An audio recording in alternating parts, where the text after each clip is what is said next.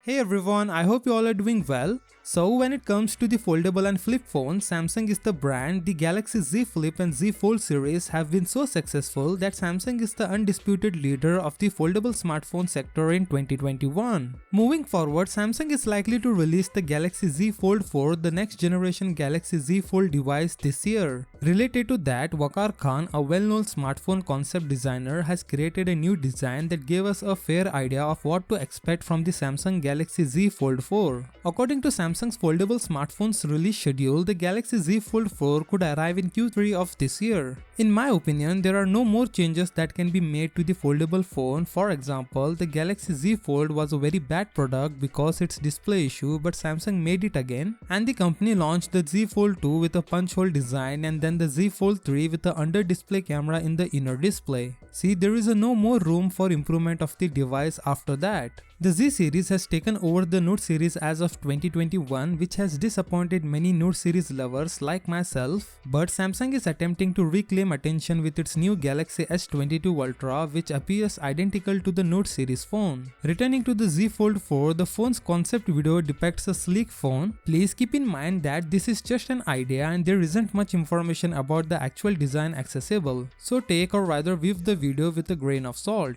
Just like the previous year's Galaxy Z Fold 3, the camera on the primary display is buried behind the panel. At least in concept, the bezels around the Galaxy Z Fold 4 aren't thick. Furthermore, the rear camera module is the only difference in the Galaxy Z Fold 4 prototype. The S Pen is also visible and the housing for it can be found on the same side as the Galaxy S22 Ultra. The S Pen is believed to be included in the Galaxy Z Fold 4 while no confirmation has been given yet.